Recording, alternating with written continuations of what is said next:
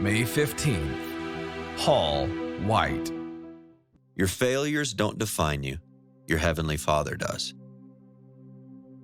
Paul White recounted from his childhood.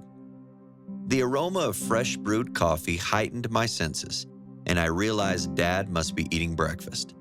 Still groggy from the restless night, I managed to dress and stumble into the kitchen. I had to make my plea before my dad's schedule for the day was set. Being one of 12 children meant I had a father who worked 16-hour days, 6 to 7 days a week, just to make ends meet.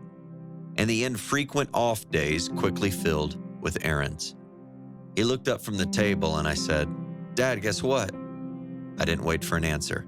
"I'm pitching my first game today. Most of the Little League season I spent warming up in the pitcher's box. I nearly lost all hope to pitch a game, but after repeatedly hassling my coach, he finally gave in." My dad responded, "That's great, son." I hesitated, hoping for something more from my dad, but silence. "Dad, do you think you can come to the game?" "Son, I'm expecting to be called back into work this evening. There's just no way I can take time this morning to watch a ball game," he responded. I said I understood, and I tried to understand, but my 10-year-old heart had just been stomped. I didn't want my dad to watch a ball game. I wanted him to watch me. Besides, what difference did it make if I pitched a no-hitter if my dad wasn't there to see it? Later, I stepped onto the pitcher's mound and I tried to muster up some enthusiasm. After all, I'd worked all season to get to pitch, but it seemed pointless. I threw a warm-up pitch and then, leaning up against the fence behind home plate, I saw him, my dad. My heart raced like a thoroughbred, and beads of salty sweat trickled down the side of my face. I tried to concentrate. It's the arsenal of throws that separates a good pitcher from a great one. I signaled to the coach that I was ready. The batter stepped into the batter's box, and I glanced at my dad for a second and then tried to focus on the batter.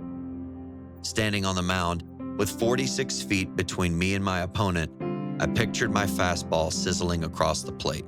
Strike one. I'd mesmerize my opponent with my dad with my curveball. Strike two. With only one strike left to go, I'd take the first batter out of the game with my unpredictable, slow-moving knuckleball. But my first pitch sizzled right into the leg of the batter. I felt a churning in the pit of my stomach as the umpire shouted, "Take your base." I tried to play it off as an intentional walk and hoped my dad would think it was a strategic pitch. And I did manage to strike out a batter here and there, but things continued to spiral downward. By the end of the fourth inning, I had no command of the ball and my arm was at the point of blowing out. To keep me from suffering a severe injury, my coach took me out of the game at the bottom of the fifth. I sat in the dugout and sulked until the game was over. Our team never did regain the lead, and I had lost us the game and humiliated myself in front of my dad. While the other team hooped and hollered, "We're number one," I shuffled over to my dad, doing all I could to avoid eye contact. The word failure, like a neon light, flashed in my mind. As I fought back the tears, I felt the warm embrace of my father's arm around my shoulder. "You'll get him next time, son." Looking back at that experience, I realized the importance of seeing myself as my father sees me. Ephesians 1:5-6 says, "He predestined us to adoption as sons through Jesus Christ to himself, according to the kind of intention of his will, to the praise of the glory of his grace, which he freely bestows on us in the beloved." Have you ever failed at something important? Is that your whole identity now? Your failures don't define you. Your Heavenly Father does.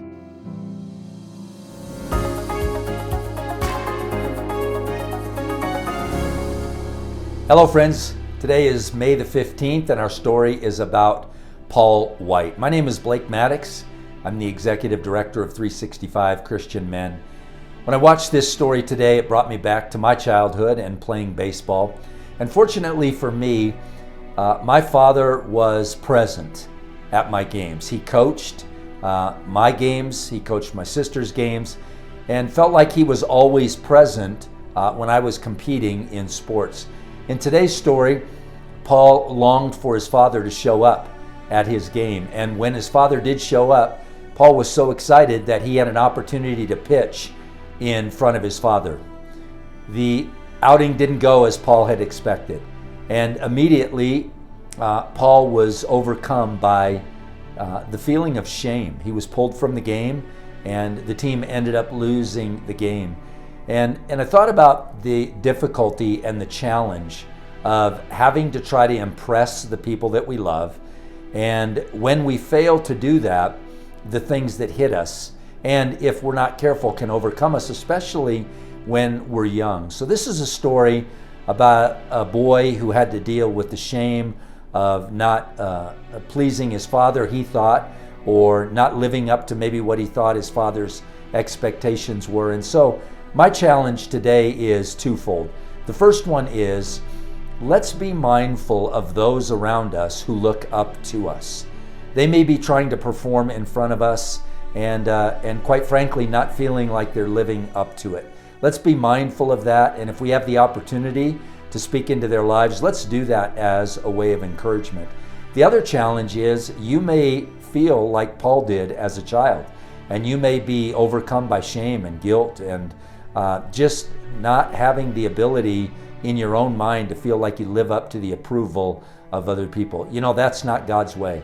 God's way is not that we would live up to man's approval.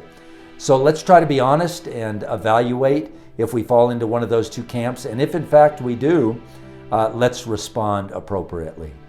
I'm thankful for the 365 Christian men's stories because they remind me every day to think about things that are practical and certainly necessary in my life. God bless you. Have a great day.